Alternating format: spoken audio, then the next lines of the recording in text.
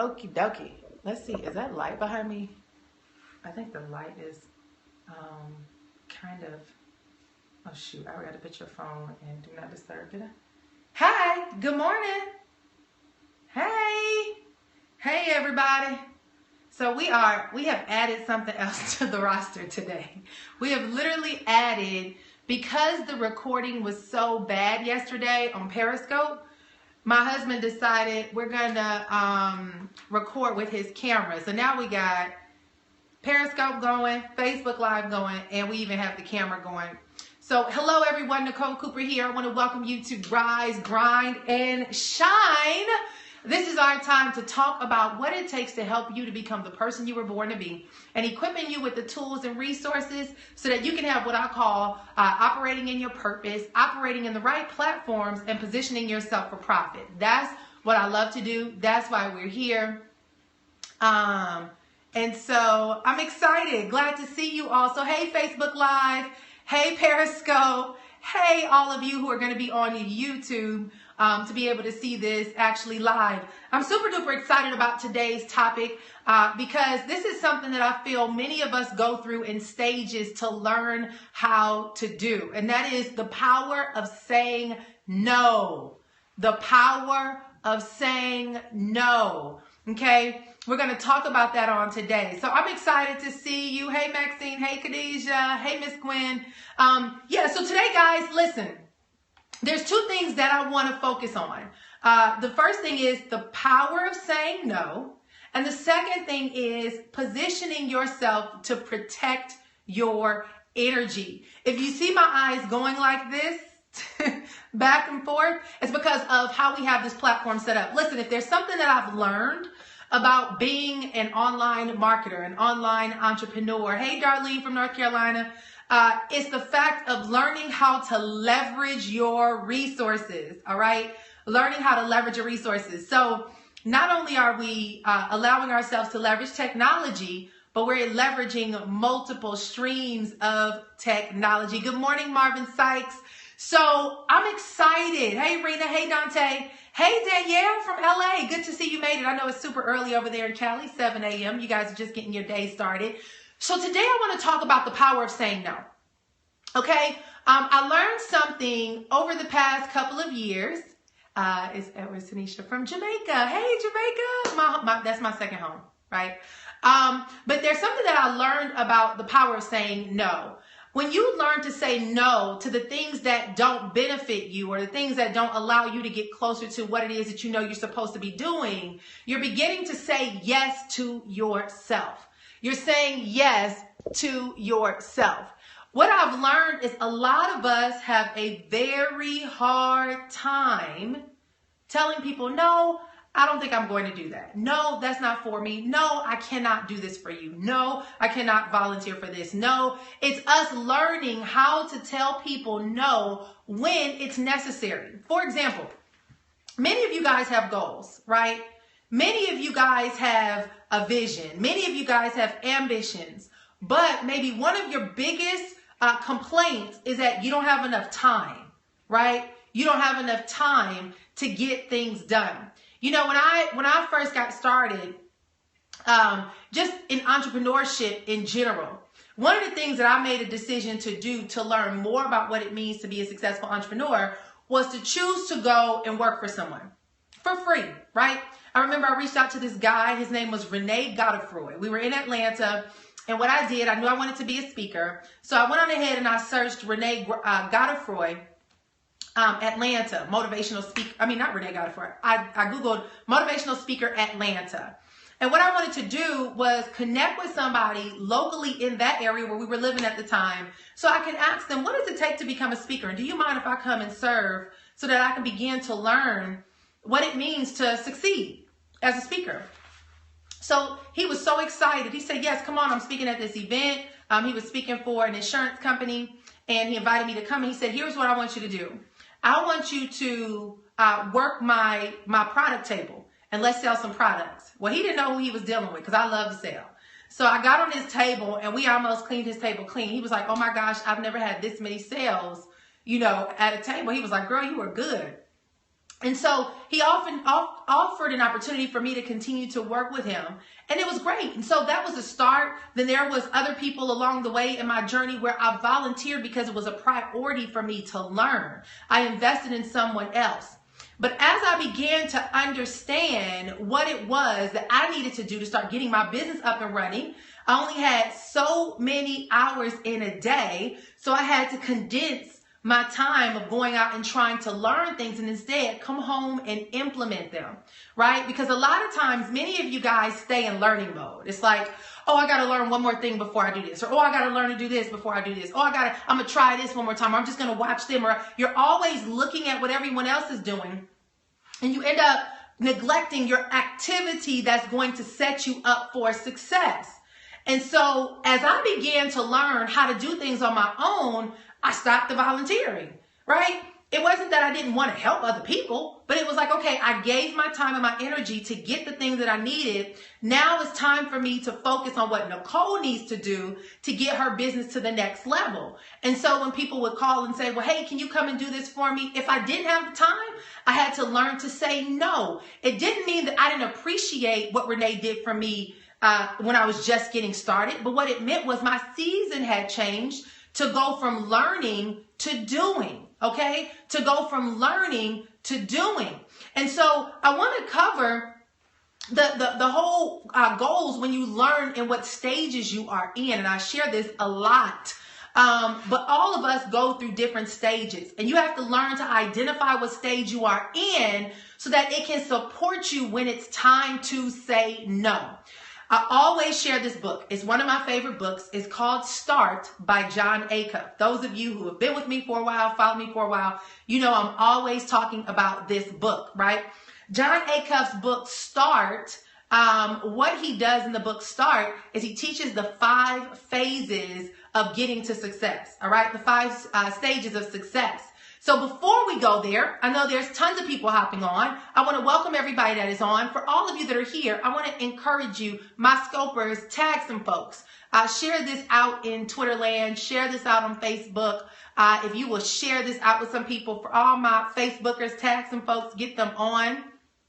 I'll tell you one second, his last name. So guys, get some other folks on. And for those of you here in this community, those of you that are watching here, I want to encourage you guys to join us in our Facebook group. You know, if you go, I have a free affirmation guide for you guys. I just realized I had this, but I want to send you guys to the site. Let me just make sure. Give me one second. Let me make sure everything is good to go. Okay. What I want you guys to do is go to the bus. Thebuspodcast.com, okay? THEBUS podcast.com, thebuspodcast.com. When you get there and you opt in, I have a free guide for you, an affirmation guide called The Bold Unapologetic Entrepreneur, okay? Affirmations for the bold, unapologetic entrepreneur. And it is a guide that has 7 daily affirmations in it that will begin to help you guys begin to say the things that you need to say to get yourself to the next level. So head on over to thebuspodcast.com when we are done. There you'll be led to our Facebook group so that you can join us in our community. You can learn more about my podcast where we're starting a new season, which is exciting. Thank you so much for sharing that, Ms. Jackson. And then you'll also get your free guide, okay? So write that down, thebuspodcast.com. Hey, Jeremy Friedland. Hey, my cousin Shirlette from LA. Good to see you on. Awesome. Okay, the Buzz Podcast. Thanks, Maxine. So let's get to the 5 stages to get to success, because you guys got to know what stage you are in so that you can know how to gauge your yeses and your nos, okay? I feel like this is crooked, babe. Can you straighten it up a little bit? Is it crooked? Or is it just me how I'm looking at it? This is like live. All right. But the 5 stages of success. All right. Let's talk about that. Okay. Hey, China Smith. All right. So the first stage of success, you go through 5 stages. The first stage is when you learn. All right. It's when you learn something. Many of you guys, I always tell people, in order to make more money, you need to up-level your skill. You're always learning. If you are not growing, guys, you're dying, okay? Everything needs to continuously grow. And in order for you to grow as a person, you have to invest in your mind. You have to invest in you. You have to continue to do the things that are going to help you stay sharp, stay abreast of what's going on. I saw a video the other day from a news station, and it was about a man that had turned 110 years old. He was 110. And he talked about his father taught him what to eat, the good foods to eat, but he also made a decision to read 3 hours a day. And he said with him exercising his brain, he didn't deal with dementia or, the Alzheimer's deal. He didn't deal with any of that. So you guys got to know to invest in yourself. So the first stage of success is learning, all right? In the learning phase, you're learning, identifying what it is that you really want to do. The second stage is editing, okay? Where you're going to edit. You've learned something. Now you go and apply it, and you identify the things that are best suited for you and the things that may not, okay? The third phase is you learn, edit, master, okay? The third phase is master. So you learn, you edit, you master. The fourth phase is harvest. You'll reap a harvest when you master something. And the fifth stage is, we're freezing. Okay, let me know if it's just you. Is it you guys freezing on Periscope? All right, and the fifth stage is when you go back and you teach. Okay, it's just your phone, Lisa. All right, so it's learn, edit, master, harvest, and teach. So what does that mean? That means that when you're first getting started, I'm an entrepreneur. So a great deal of our conversations, guys, is going to be about entrepreneurship. When you're first getting started in business, you're learning the ropes, right? So you find people and you emulate. You emulate the people who are doing the things that you want to do. You might go and volunteer, serve, get a little insight, and start plugging into what it is that they have going on, because your goal is to get a big picture of, how do I fit into this category, okay? How do I fit into this category, right? So that's the learning phase. But now you've learned something. Look, some of y'all stay in learning mode. You always learning. You haven't gone into editing. The second stage is editing. I tell people you emulate so that you can begin to edit, right? You emulate. You see what other people are doing. You might model what it is that they're doing. And then now you start editing out those things, okay? You start editing out those things. So if I'm going to come in, like for example, the speaker deal, right? I can only learn how to speak for so long before I get in front of a room and start speaking. If I make a decision that I want to be a speaker and I go and watch somebody speak 2 or 3 times, all right, time to go do your own deal, right? Now it's time to go do a meetup and go get in front of a room, go to a networking event, go somewhere, volunteer, do something. But you got to start doing the action. And the reason why you do the action is because you identify what you do like and what you don't like. And I tell people, listen, the process of elimination is critical, where you identify, okay, I tried that, but don't like that. All right. So that phase is the editing phase. But once you figure out what you love, you guys, this is where your true success is going to lie. It's where you become a master of your craft. Listen, I remember back in the day, we used to have pride of being a jack of all trades. I'm a jack of all trades. I can do everything. Well, what I've learned in my adult years is it's not important. It's not powerful to be a jack of all trades and a master of none. You need to have one thing that everybody's calling you for. So somebody said, like what? Well, you might be good at developing websites. You might be good at graphic design. You might be good at parenting. You might be good at teaching how to potty train a child. You might be good, like for me, I know I'm good at making money. I can turn anything into money, right? So my whole objective now is to show people how to package themselves for profits. And so you got to figure out what that is. It might be event planning. You might be a good organizer. You might be a good fashion stylist. You might be a great writer. Listen, most of us are so good at, our gifts and our skills is right under our nose. Is so good. We're so good at it. It comes so natural to us that we tend to disregard it as a gift. So for example, when I was younger, I had friends who could sing. I had friends who was amazing. They were amazing athletes. I had friends who were super duper scholars. And I used to always say, I don't have no gift. Why didn't God give me a gift? My gift was the very thing that kept me in trouble. It was my mouth. I was always in trouble, always getting written up, always getting kicked out of class. And what I realized later in life is the very thing that is my strength can often turn around and be your weakness, right? Because it was my weakness in my younger years because I didn't know how to control my mouth, right? And I would always have the little comments, talks too much, disruptive in class, right? All those things. But now guess what? I get paid to have the gift of gab. That's the power of your gift. It's so natural to you that it's right under your nose. So assess, what do I do well? And what do people call me for all the time? What kind of advice do your family and friends ask you for? That's a clear indicator of what it is that you are good at. So take that into consideration and begin writing those things out and you'll get clear. So when you identify that, guys, you master it. Many of you want to make a boatload of cash, but you haven't mastered anything. Listen, the only way people will pay you is if you give them value, which means that the information you share is so superior that they can't wait to give you their credit card.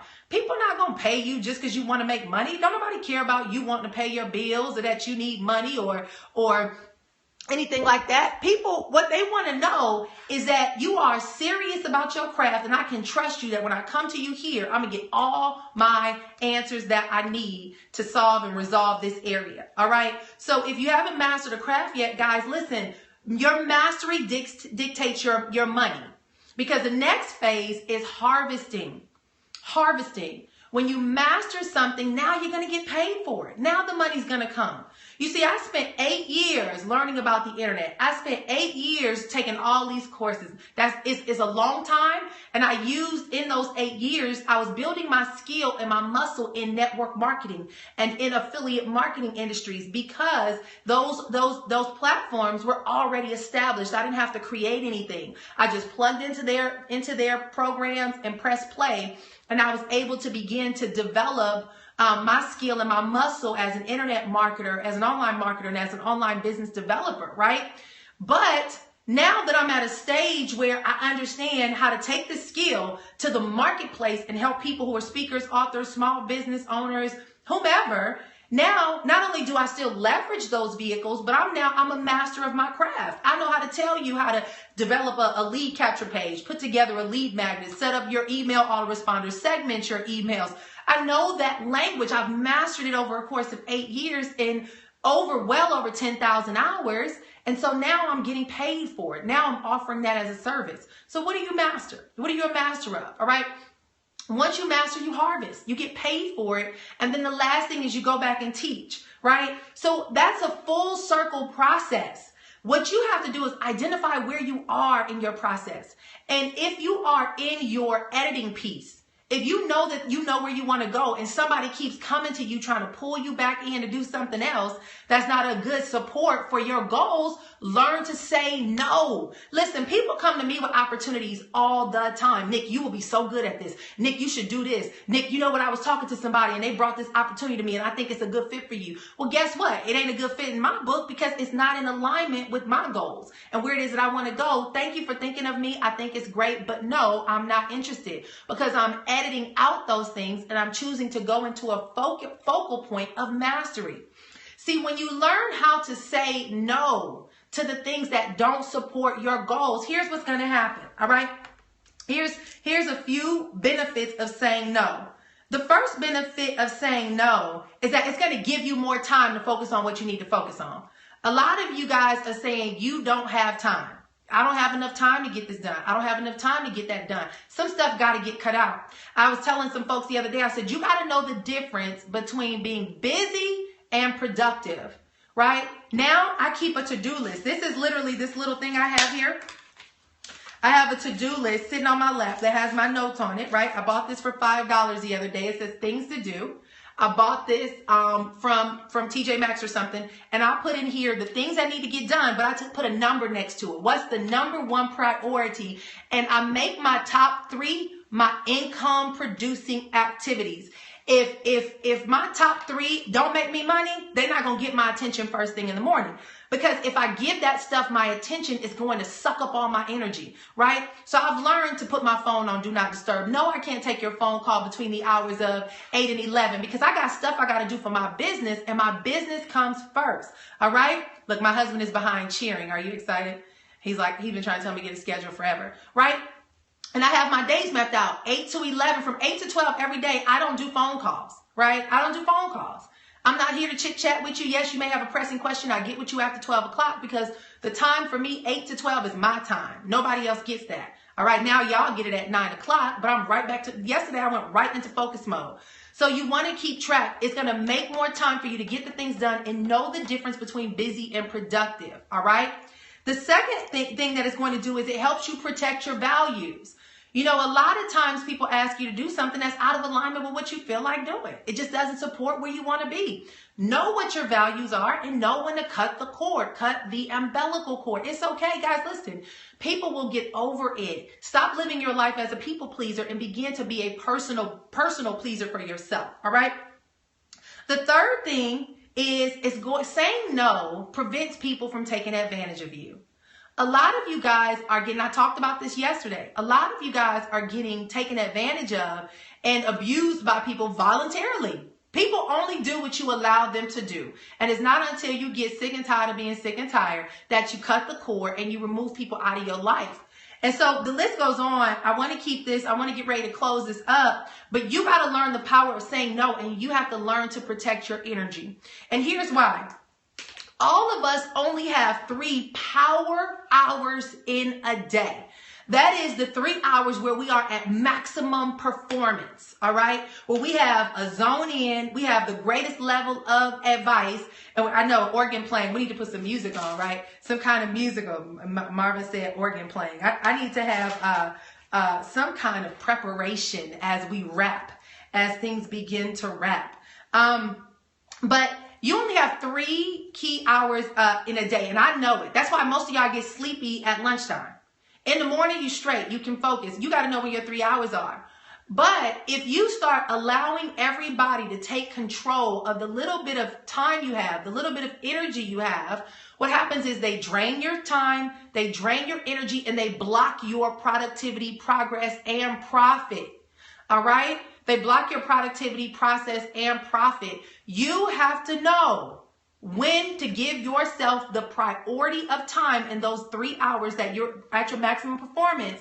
And then you schedule in the disruptions of everything else. When am I going to answer my social media posts? I have a schedule now for that. When am I eating? When am I taking calls? When am I going to meet with people? When people call me locally and they say, hey, Nick, let's get together for lunch. Guess what? I got a window every Friday from 1 to 3 that I'm available. And if you want to meet with me, it's between 1 to 3 on Fridays. I don't meet with you on a Tuesday. I'm not meeting with you on a Thursday. I have a schedule for that, right? If they can't do Fridays, well, hey, I'm sorry. You know what? Catch me when you can. I might see you down at the Jazz Fest on Saturday. But I'm not going to allow people to invade my space, all right? So I want to wrap up with you guys really quickly, okay? I'm going to get a quote. All right. And this quote of the day, I love Google. Google's awesome, right on the spot. Hallelujah. Got my laptop. Yeah, pull it up real quick. So here is the quote of the day. Time is free, but it's priceless. All right. You can't own it, but you can use it. You can't keep it, but you can spend it. And once you've lost it, you can never get it back. All right, I'm going to repeat. Time is free, but it's priceless. You can't own it, but you can use it. You can't keep it, but you can spend it. And once you've lost it, you can never get it back. Listen, guys, time is of the essence. So instead of me doing a video 3 times, guess what? I got Facebook Live over here. I got Periscope over there. And I have my husband recording the video for YouTube in front of me. The audio is picking up. That audio is about to be converted to my podcast. The video is about to go on YouTube. The Periscope's about to go on Catch. And Facebook Live is going to be on in my feed for many weeks to come. That's called taking advantage of my time. I gave y'all 30 minutes of my time. Guess what? The rest of the day is me focusing on income producing activities. And so I want you guys to understand. Thank you, Mondez. I got a little chime from Mondez Holloman. Thank you. Listen, I want you guys to begin to understand that you have everything you need to get to where you want to be, but you have to reshift your focus, reshift your priorities, man up. Learn to tell other people no so that you can begin to tell yourself yes. Many of you guys seen this year, I made a lot of